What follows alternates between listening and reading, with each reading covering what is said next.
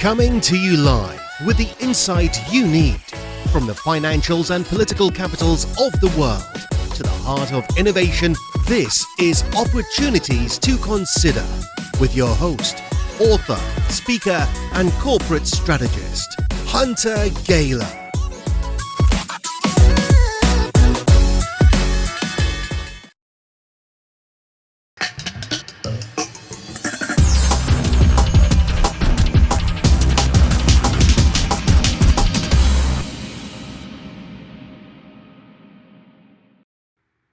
Hello, everyone, and welcome to another edition of Markets Hunter. We are back, joined live here with Robert Liscouski, who is the CEO of Quantum Computing, Inc. Their stock symbol is QUBT.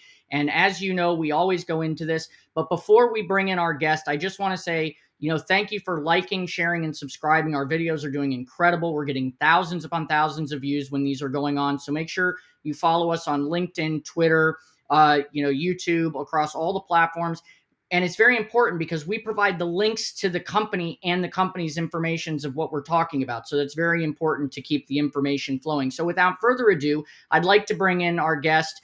You all know him very well by now, Robert Liscouski. How are you today? I'm doing well, Hunter. How are you doing?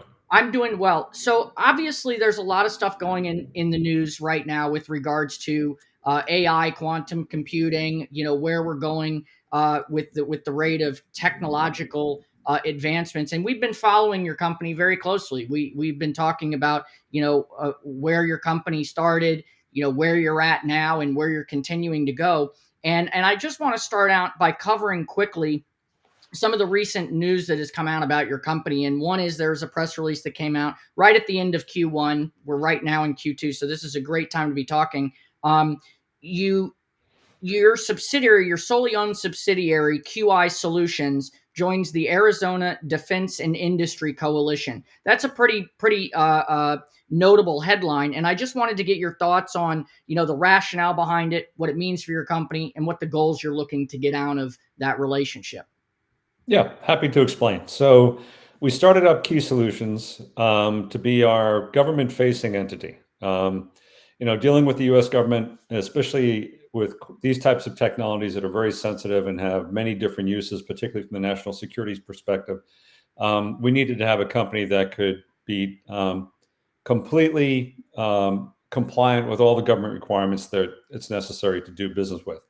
So it was easier to set up a wholly owned subsidiary to do that, rather than trying to conform the entire commercial company to do that. Because we have a very diverse workforce, but the government wants to take that capability and ensure that only it's got its necessary security requirements. We wanted to be compliant with that. So we checked the box with that, and we put in charge of that company a very experienced and seasoned DoD, former officer of DoD and actually Department of Army, Sean Gaylor. Really got a great background of transferring technologies from R&D and commercial space into a military application or to more DoD-oriented types of applications. So he's got a great track record on that. And he's been forming all sorts of partnerships to allow us to develop our relationships with either academic institutions or existing commercial or DoD-oriented contracting firms that already have established capabilities that we can leverage. So one of the challenges for a new company like ours, or a company that's emerging into this space, is that we don't have a prior history of performance. And so the only way we can do that is by bringing new technology to the forefront, but we have to leverage the relationships with other partners to be able to take their past performance to the government to demonstrate that we can actually deliver on the things that we're talking about. So these partnerships are really critical for us to be able to do that. So we established this latest one, the Arizona Defense Industry. We had one before that with the Indiana, I think it was the Quantum Consortium for Quantum Technologies, and there was one before that was the Quantum Networking Group also out of Arizona. What this does, it gives credibility to us. We bring credibility to them because we've got proven technologies that they can leverage back into the DoD world. And then, with their prior history, particularly with the academics and the commercial space, we show how we can scale these technologies to meet a DoD solution. The government wants to be innovative at one level and they want to be risk adverse at another level. And I don't mean that in a negative way. I mean, they want to ensure success. So they have to go with proven capabilities. Even if they have an innovative technology, they want to make sure that they can actually demonstrate that they have the ability to deliver these capabilities to the warfighter or to whomever in that chain. So these types of relationships are very critical for us. It's great for our investor base because it's a much quicker path to getting revenue for us with these proven capabilities and these proven companies that have already done this before. Well, and I think leading on to that, part of when you mention the investor base, they always like to talk about the fundamentals, the leadership, the advisory, who's advising and guiding the company, right? Because, unfortunately in the market today, we see a lot of leadership that would, in some other ways, a little lackluster because they don't have the necessary technical skill set or something like that. So they may be crippled in being able to grow in the direction that they would want to go.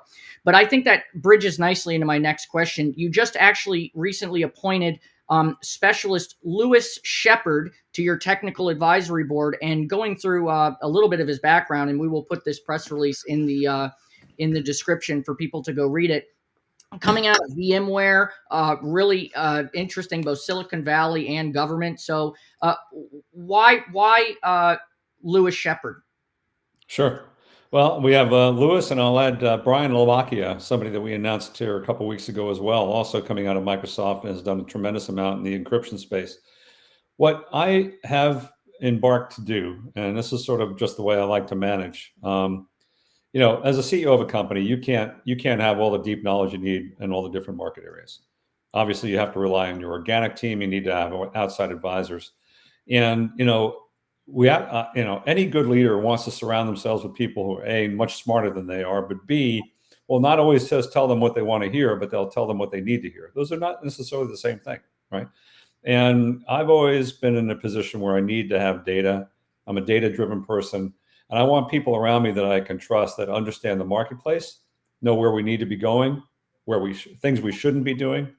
And so I'm trying to attract people around us that can do that. So I established an advisory board that's being head up by a colleague of mine with whom I worked when he was in the intelligence community, Jim Simon. And Jim has brought together a leadership capability that established the board to provide the same type of advice that I'm getting, but he's done that for the Director of National Intelligence, the Director of Central Intelligence, based on his background. We constituted a board very similar. I've asked Jim to do the same thing for me at QCI, because I need those kind of people around us to give us the advice in the marketplace. So we're able to attract really high quality people like Lewis, like Brian, like Jim, that are able to see the industry from a very broad scale, and knowing where it's going and know where we need to be or maybe not be to ensure we can have the greatest impact. So I look for specialists. In Lewis's case, it's got a great blend of both DoD and commercial experience. He's deeply technologically oriented, but more important than that, he understands what the end users want, and he's able to help guide us to making sure that we're providing those types of end use capabilities that are going to be most near and dear to the innovative side of the DoD. Similarly, with Brian Lomacchia, he's got a tremendously rich background in cryptography. He was one of the senior folks at Microsoft for cryptography before he left. And he is going to be advising us on our approach, particularly as we begin to, we launch our quantum random number generator downstream. Brian's background in that space is going to be very key for us to make sure we're communicating the real high points of what we can do back into the industry.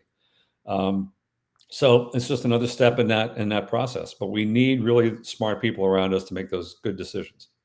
Well, and it would seem to me, too, that these caliber of individuals that have a tremendous industry experience in these various sectors, the fact that they're accepting these positions to come into the organization really helps clarify for any of the people reading or following the company that these people believe in the technology and want to be able to articulate the capabilities of the technology. It's not like we're just saying, oh, it would be nice if this technology works. They're coming in and validating the solution that it does. Well, that's right.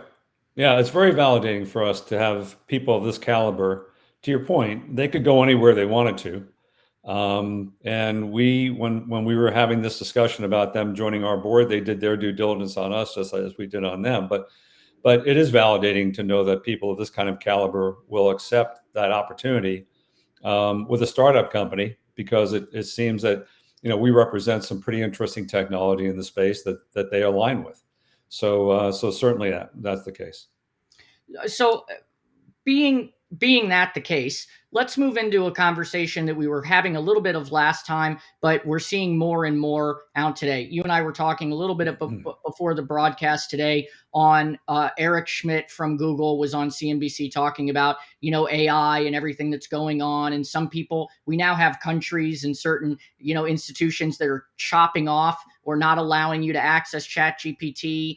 People are not really understanding what the ramifications of AI are. But to me, from a technical perspective, it seems to me if you're going to be processing a lot of information through these various applications, like you said, one application is the quantum number generator. You have the, your cybersecurity stuff. You have your fraud detection. It seems to me by running with or being powered by your reservoir computer, these apps are going to obviously be able to be much more efficient, calculate a lot more than they would with your standard computing. Can you talk a little bit about what the merge or marriage would be between the reservoir quantum computer and AI applications? And I'll let you kind of have the floor to tell us what your thoughts on that are.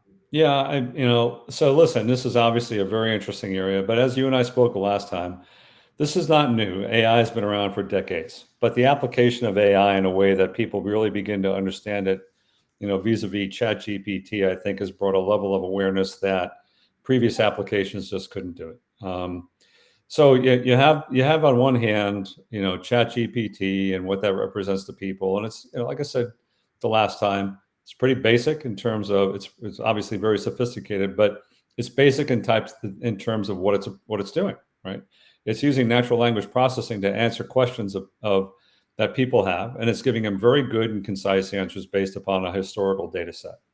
For that to expand into the marketplace to be a truly useful tool, and this is something that Schmidt was talking about on CNBC this morning, it's going to require hundreds of millions of dollars worth of investment to both build those data sets and train the machines to be able to do that machine language and the AI that is necessary to actually synthesize this information into coherent answers that are actually accurate. That's not trivial, and that requires a significant amount of data. More importantly, it requires a significant amount of computing power. And what's been different this past decade over than the previous decades is the fact that we have this explosion of data, number one. More importantly, we have this explosion of computing power. We have, as we spoke about, we've got these NVIDIA chips, we've got GPUs, we've got this tremendous neural networking capability that reservoir computing represents. But yet there's still limitations to it.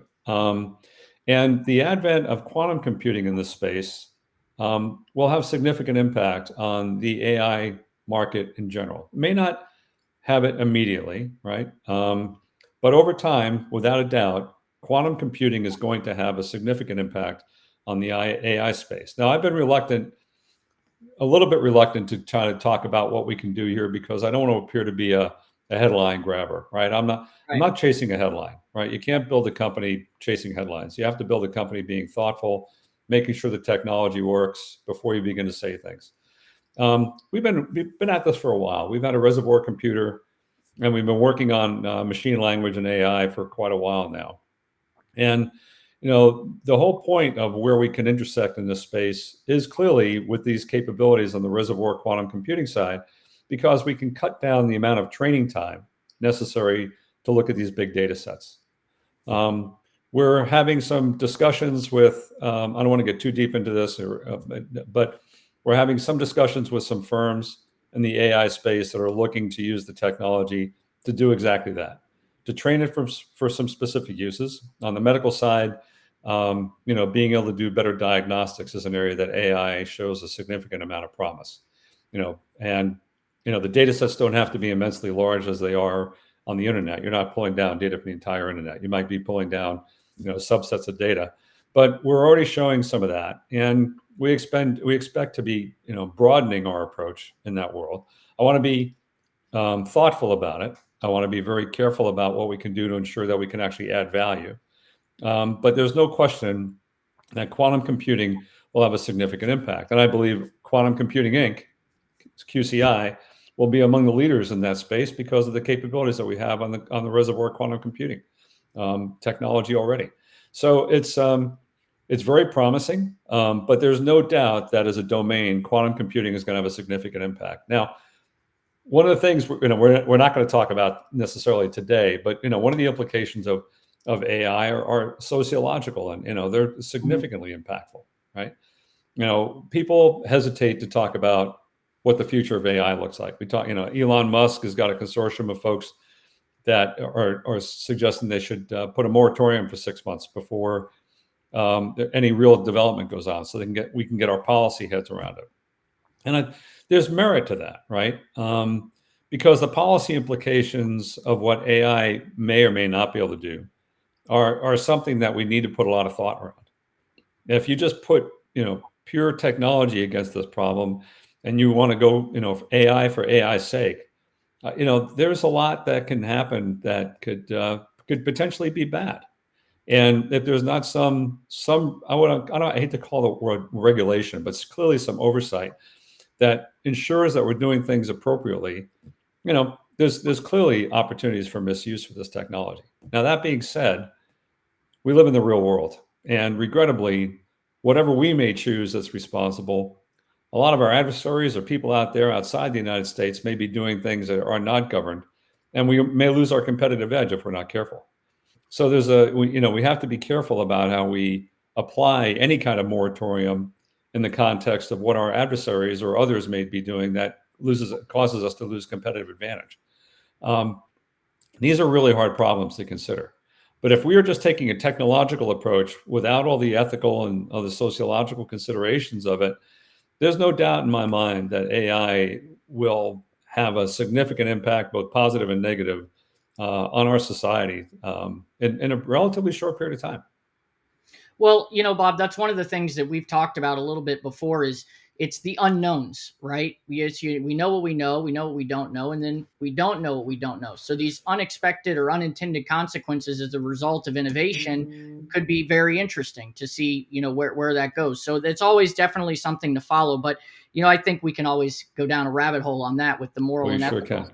And we are seeing some, people in articles that we've covered and talked about what the future of AI looks like with quantum. And, you look at copywriters, you look at a lot of the basic trades that were out there that was the research side of things now can be done in 3 seconds using ChatGPT. And so, right. and now, even from a personal perspective, I've seen how it's utilizing open tables. So you just ask it, what are the top rated restaurants in a certain area? It gives it to you in 2 seconds. So you don't have to go searching anymore. So what does that mean for concierge services? What does that mean for, so there's a lot of things that it's going to be very interesting. It's going to be a very interesting story to follow to see how industry responds and what the government response to that is with some of those policy changes. So, Bob, I just kind of want to, in closing, talk a little bit about, where you see quantum. We are now in Q2. We've been following you from, Q3 and Q4 of last year into Q1, and we've seen nothing but advancements and milestones being met and organizations being joined and board advisors joining and, contracts being awarded by NASA. Forward looking, without being too, you don't want to try to say, hey, we know that this is going to happen, so I respect that. But what can we be on the lookout when we're following quantum in, say, Q2 and Q3 of this year? Sure. So, our goal, Hunter, has been to build this company up and, add the resources where we need them on the engineering side and the technical side, doing the use cases to prove that the company has technology that is actually fieldable and can add value to the business equation. Don't forget, we have always been focused on adding value and making sure that when we talk about quantum capabilities, whether they be on the computing side or imaging, et cetera, that we have demonstrable capability to show clients. And we've been focused on that, and we've been sticking to that. And you're going to see more of that. Everything we're doing this year is going to be an application of the technologies we've been developing over the past year, and then actually bringing that into the marketplace. We talked about our quantum random number generator. Stay tuned for that. We have our quantum imaging with LiDAR. You'll see more of that being applied, and particularly in the space applications, as we're doing now. We currently have this one contract with NASA to do space-based evaluation of snow depth using LiDAR. We're going to be expanding on that. We have other areas that we're going to be expanding on with our technologies in cybersecurity. I'll be speaking at a number of conferences. We've been invited to speak, which is actually gratifying. We're getting recognized for the contributions that we're able to make vis-a-vis quantum computing capabilities, particularly in cyber. And I've been invited to speak at a number of conferences that I'll be doing this year, specifically on where quantum computing technologies can add value in the cybersecurity space. I believe that's going to be a key area of focus for ours, not just because of my background and interest, but because we actually have material technology that we can bring to the marketplace that's going to have a big impact on providing security in the post-quantum cryptography world. Look for more of that, but really it's going to be the application of our technology in the commercial space. Expansion, contracts, very confident both on the government side as well as commercially, that you'll see some announcements this year that'll validate the fact that our technology is really being accepted as cutting edge technology. Well, we look forward to following it, Bob. And once again, thank you so much for joining us on the program today. And we look forward to having you back for these quantum updates, because we want to follow the story. Just like everyone else, when they're hearing these speeches, we want to be able to follow these things and keep the audience informed. And obviously, as new listeners are joining every day and people are starting to follow across all the social channels, we want to make sure we're bringing them the most accurate, up-to-date information. So thank you for your time again today, Bob. I really appreciate it. Thank you, Bob. Great seeing you, Hunter. Thank you very much for your time. Absolutely. Okay. Anytime.